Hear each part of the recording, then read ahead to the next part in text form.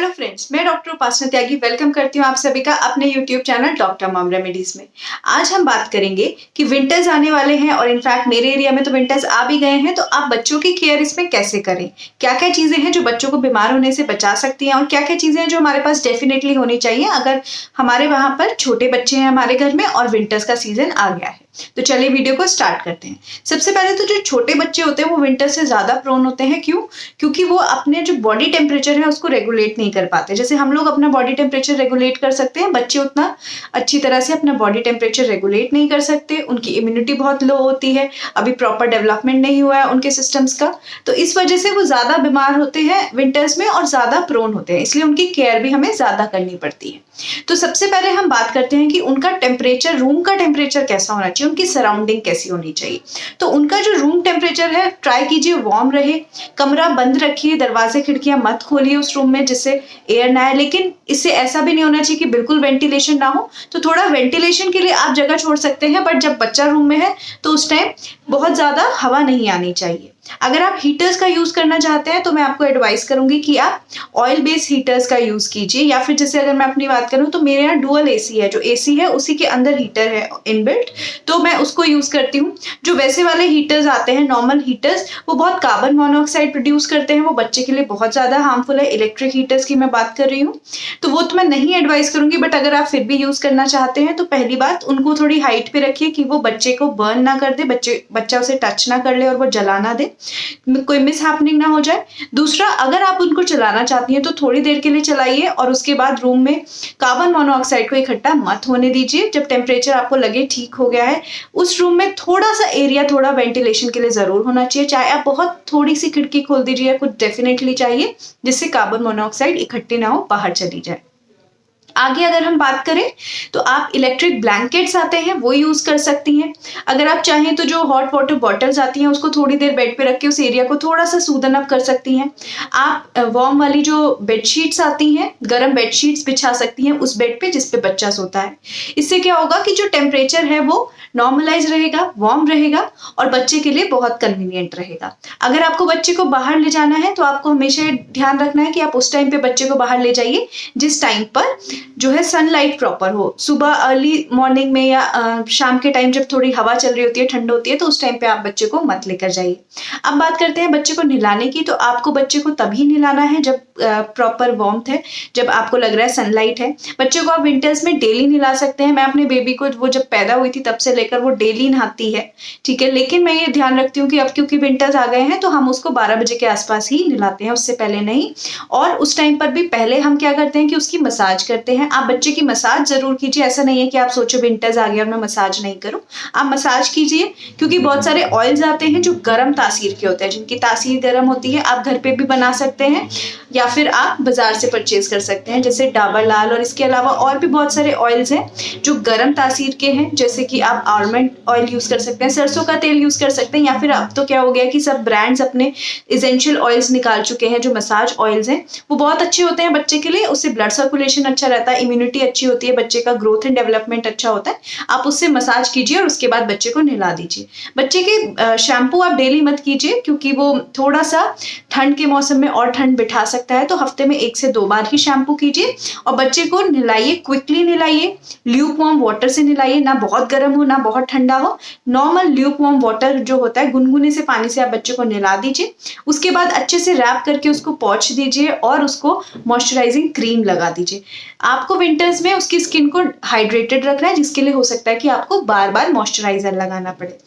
उसके बाद अगर आप चाहती हैं कि बच्चे की नाक वगैरह ना सूखे तो आप रूम में ह्यूमिडिफायर्स का भी यूज कर सकती हैं। ये जो है इक्विपमेंट्स होते हैं, जैसा हीटर होता है इसी तरह से ह्यूमिडिफायर आता है जो प्रॉपर मॉइस्चर मेंटेन करके रखता है उस रूम की एयर के अंदर। उससे क्या फायदा होता है कि जो बच्चे की स्किन में ड्राइनेस आती है, नाक में खुश्की जैसा आ जाता है, वो नहीं आएगा। तो आप चाहें तो वो भी यूज कर सकती हैं। इसके अलावा आप लिप बाम खरीद के रखिए। मेरे पास सीबामेड का है, आप किसी भी कंपनी का लिप बाम ले सकती हैं और बच्चे के ऊपर लिप बाम जरूर लगाइए विंटर्स में।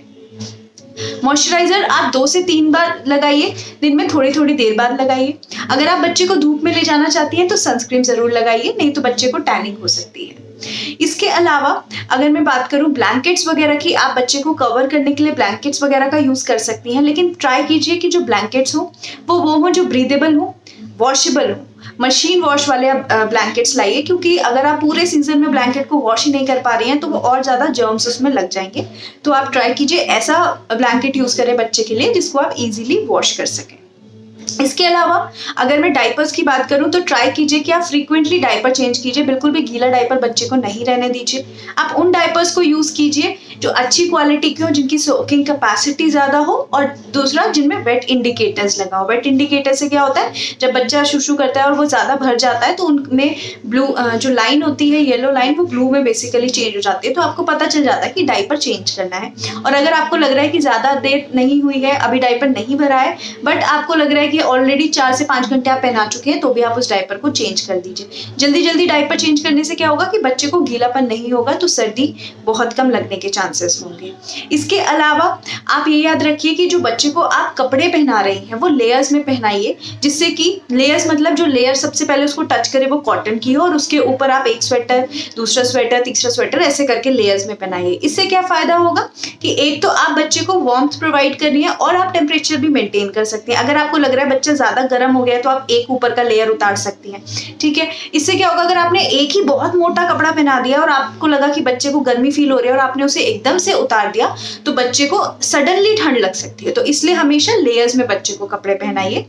अगर आप बच्चे को बाहर ले जा रही है और इनफैक्ट घर में भी, आप उसको सॉक्स वगैरह, बूटीज पहना के रखिए, मिटन्स पहना के रखिए और कैप पहना के रखिए। विंटर्स के लिए तो ये मस्ट है कि आपको ये बच्चे को ध्यान रखना है। इसके अलावा अगर मैं बात करूं तो आप घर में इस तरह का ब्रीथ इजी वगैरह रख सकती हैं, किसी भी कंपनी का ले लीजिए, वेपोरप ले सकती हैं, विक्स का भी आता है, आप कोई भी ले सकती हैं। उससे आप सोने से पहले बच्चे को यहाँ पे चेस्ट पे लगा दीजिए, जिससे बच्चे को अच्छी तरह से नाक खुलेगी, जो भी कफ वगैरह जमा हुआ है वो उसको पॉटी के थ्रू बाद में निकल जाएगा, बट वो बहुत सूदिंग रहता है बच्चे के लिए। इसके अलावा नेजल सेलाइन ड्रॉप्स, मैं क्या करती हूँ कि मैं सोने से पहले हमेशा अपने बच्चे को वेपोरप लगा देती हूँ, ब्रीथ इजी मामाअर्थ का, और एक बार सोने से पहले जरूर मैं ये नेजल सेलाइन ड्रॉप्स उसकी नाक में डाल देती हूँ, जिससे कि जब वो सोए तो आराम से सोए, सुबह जब उठे तो अगर कोई भी कंजेशन किसी भी तरह का था तो वो उसका निकल जाए। इसके अलावा आप अगर बच्चे को ब्रेस्ट फीड करा रही हैं तो उसको फ्रीक्वेंटली कराइए, ज्यादा कराइए, क्योंकि ब्रेस्ट फीड बच्चे को वार्म भी रखता है, साथ ही साथ उसकी इम्यूनिटी को भी इंक्रीज करता है। तो अगर आप अपने बच्चे को दूध पिला रही हैं तो उसे अच्छी तरह से स्किप मत कीजिए, प्रॉपरली बच्चे को फीड कराइए। इसके अलावा अगर बच्चा उस एज का है कि आप उसको पानी देती हैं तो पूरे विंटर्स में आप ट्राई कीजिए कि उसको आपको गुनगुना पानी ही पीने के लिए देना है, नॉर्मल पानी नहीं देना है। इसके अलावा ऐसे फूड आइटम्स बच्चे की डाइट में दीजिए जो कि गर्म हो।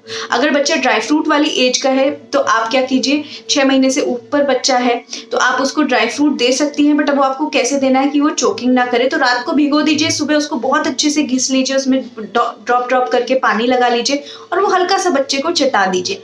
धीरे धीरे करके आप ड्राई फ्रूट बढ़ा सकती हैं बच्चे की एज के अकॉर्डिंग। आप गुड़ वगैरह का शीरा बना के बच्चे को दे सकती हैं, गर्म तासीर का होता है। 1 साल से बड़ा बच्चा है तो आप उसको हनी भी दे सकती हैं। 1 साल से कम बच्चों को हमें हनी नहीं देना होता है, वो उनके लिए टॉक्सिक हो सकता है, बॉटलिज्म उनके अंदर हो सकती है, जिसमें एक न्यूरोटॉक्सिन प्रोड्यूस होता है जो बच्चों के ब्रेन को हैम्पर कर सकता है, मसल्स को, नर्व्स को वीक करके बच्चे को पैरालाइज और इवन डेथ तक हो सकती है। तो इसलिए हनी कभी भी 1 साल से छोटे बच्चे को नहीं देना है, हमको हमेशा 1 साल से बड़े बच्चे को देना है। इसके अलावा आप बहुत सारे सूप्स बना सकती हैं जो गर्म तासीर के होते हैं, जिसमें आप थोड़ी हल्दी डाल सकती हैं, आप उसमें वेजिटेबल्स वगैरह जो ग्रीन लीफी वेजिटेबल्स इस सीजन में आती हैं वो डाल सकती हैं।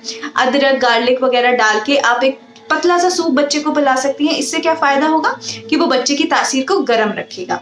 इसके अलावा आप जो है एग दे सकती हैं। शुरू में जो है 6 से 10 महीने तक आप ट्राई कीजिए कि एग का येलो पोर्शन थोड़ा थोड़ा दीजिए, उसके बाद आप व्हाइट पोर्शन भी दे सकती हैं। अगर आप नॉन वेज देती हैं बच्चे को तो आप नॉन वेजिटेरियन फूड भी बच्चे को दे सकती हैं, क्योंकि वो गर्म तासीर के होते हैं। तो कोई भी ऐसा फूड जो बच्चे को वार्मथ दे, गर्म रखे, आप वो बच्चे की डाइट में शामिल कीजिए। इसके अलावा हमें क्योंकि पता है कि विंटर्स में बच्चे की इम्यूनिटी और लो हो जाती है, ऑलरेडी बच्चे की इम्यूनिटी इतनी डेवलप नहीं है और विंटर्स आ गए हैं तो और लो होने के चांसेस है, तो सिट्रस फ्रूट्स दीजिए, मतलब जो खट्टे फ्रूट्स होते हैं जैसे कीवी हुआ, संतरा हुआ, माल्टा हुआ, इस तरह का बेरीज आती हैं, आप वो सब बच्चे को दीजिए। इसके अलावा अगर मैं अपनी बात करूं तो मेरे बच्चे, मैं फ्रूट्स के अलावा मैं क्या ट्राई करती हूँ कि आप उसको बच्चे को मल्टीविटामिन भी दे सकते हैं। A to Z मल्टीविटामिन का सिरप आता है, मैं वो देती हूँ उसको। 0.5 to 1 ml आप दे सकते हैं, ऑल्टरनेट डे करके भी दे सकते हैं, डेली भी दे सकते हैं, जैसे आपको कन्वीनियंट लगे। आप मल्टीविटामिन दीजिए जिससे कि बच्चे की इम्यूनिटी के लिए वो और अच्छा हो। तो ये सारी टिप्स हैं जो आप अगर विंटर्स में फॉलो करेंगी तो डेफिनेटली आपके बच्चे की हेल्थ अच्छी रहेगी और बच्चा विंटर में कम से कम बीमार पड़ेगा।